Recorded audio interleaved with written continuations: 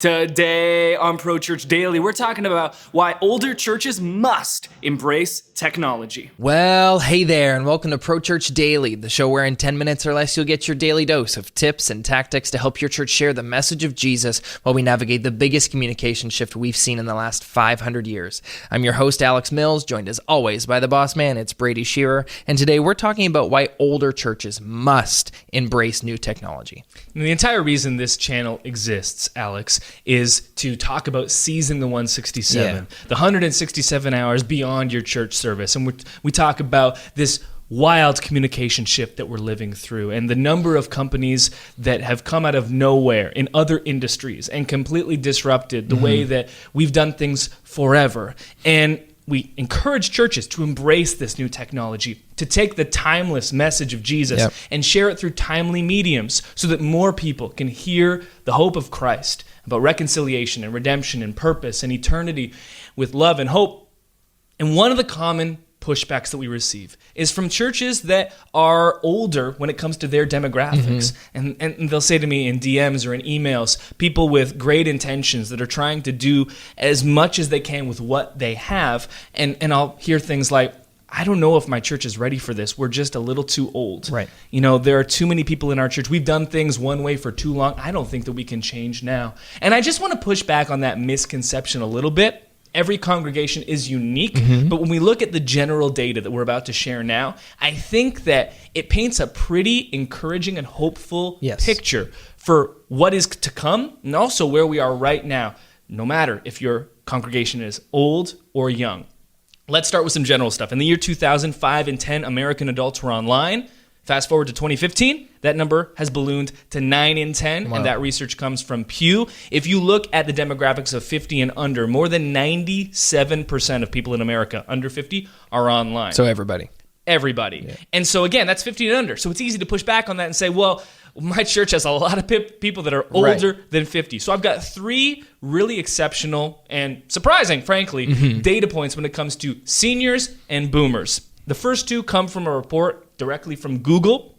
For boomers and seniors, the internet is their number one source for finding information, more than friends and family, more than television, more than magazines, and more than newspapers. Even for those senior and in the boomer generation, the internet is their number one resource for finding information when they have questions, for tracking down information when they're unsure of something. They go to the internet. And this one's interesting because these are the people that, you know, traditionally would look to the newspaper for some of the information that you and I are going to Google for or YouTube or whatever. But I've even noticed in our own community that people's hands are really being forced now. Our local newspaper that's been around forever, a beloved local newspaper, is gone. It's sold, and we no longer get a newspaper delivered to our driveway. So whether, you know, people like to receive their information one way or another, today in 2018, their hand is even being forced, even if they'd rather not. It's not, you know, you can't get the local newspaper anymore. And so you're following the town of Niagara-on-the-Lake on Twitter to get the updates on what's going on in Niagara-on-the-Lake.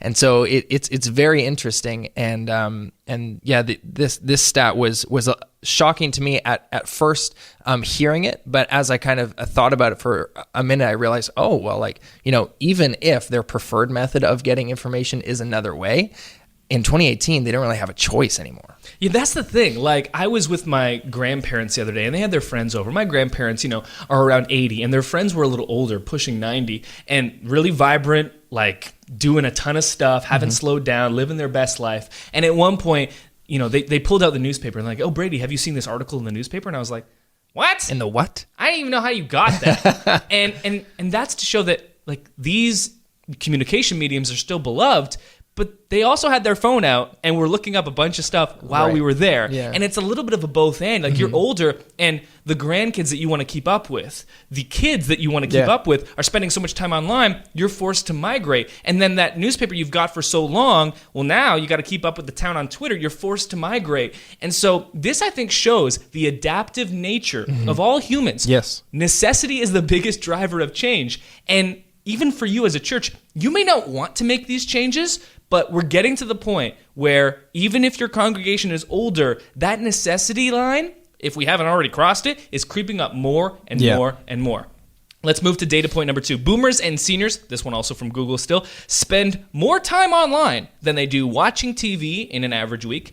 And that may not come as surprising. Here's what may. How much time does the average boomer and senior spend online? A few hours, maybe? About 19 total hours online each week. Wow. 19 hours. How much time is that boomer or senior spending in your church? 1 each week? 2. Yeah. Even if they spend 5 hours and they were the most committed volunteer ever, they're still spending 4 times as much time online than they are in your church. Again, we have this misconception because we know that one person in our church who's particularly prickly about online. Yeah. And they don't want to get rid of the bulletin. And they don't want to receive information through email. And they don't want to have to check the church website. But generally, that's not most older people. Yeah, I see this, especially since the stat kind of refers to television. I see this with my parents a lot as well. My dad specifically is subscribed to satellite TV, but he's like just about fed up with it because the internet is making everything that he consumes on television so much more easy to digest and much more affordable. Right. You know, like having satellite TV sometimes is very convenient, but for the price that he's forced to pay for it, it's just not worth it anymore because the internet is offering the same things. And so, yeah, I've watched that transition happen for him. You know, instead of watching his news programs on TV every morning, you know, he gets them online on demand. And so it's kind of making these other mediums of consuming this kind of content a little bit irrelevant because it's not only more affordable, but it's much more convenient to digest it online. Right. Yeah. Final data point we wanted to share with you concerning the use of technology amongst older people. Adults ages 50 plus spend on average 4 hours and 9 minutes on social media each week. That's a stat from 2015, I believe, and it comes from Nielsen. 50 plus spending more than 4 hours every single week on social media. So we're not just talking about going onto Google and using a search engine. Right. We're talking about the timely platforms of mostly Facebook, but also Twitter and even a little bit of Instagram. Yeah.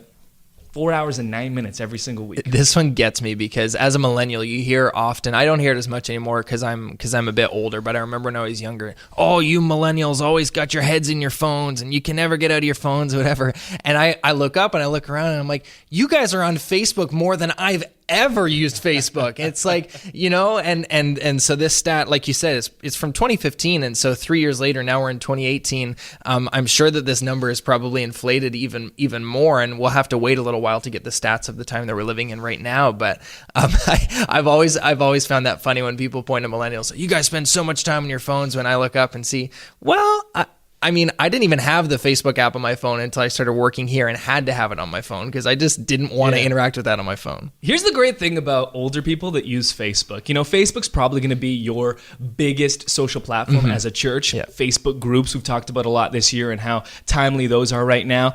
The amazing thing about older people on Facebook is that they do use it differently than younger people. Yes. You know how hard it is to reach a young person on Facebook or know. on social? That's why we talk about stopping the scroll and how that should be your number one goal. With older people, you don't really have to do that much to stop the scroll because they're scrolling a lot slower.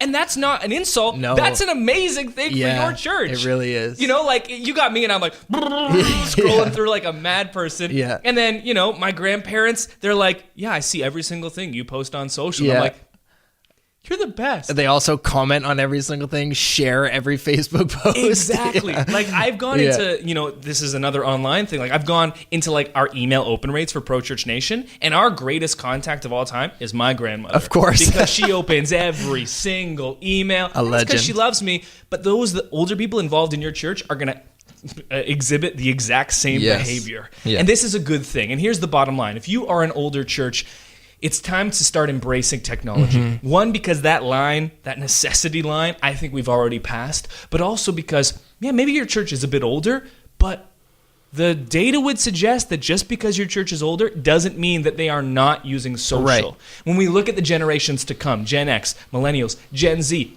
95% of Gen Z uses YouTube, and 50% of Gen Z say they cannot live without YouTube. Yeah. This is just going to become more and more concentrated. This behavior is going to increase and exponentially grow. Right. There's no better time than now to start embracing this. I know it's uncomfortable. I know it's unfamiliar. I know that you've been a church for 40 to 120 years, and your church demographic is the one that's declining the most because you are so conditioned to doing things one way, it's hard to change. Yeah. But It's getting to the point where you've got to change, or else these types of churches are going to be the Kodaks and the Blockbusters of the world and the Toys R Us of the world that had such influence at such time, but weren't able to make the change and were left behind.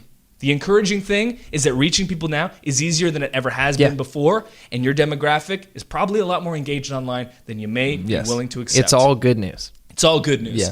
And that'll do it for today's episode of Pro Church Daily. We'll see you next time. Hey, thanks for watching this episode of Pro Church Daily. Make sure to subscribe to this channel so you never miss another video. And if you like this video, go ahead, hit the like button. Thanks.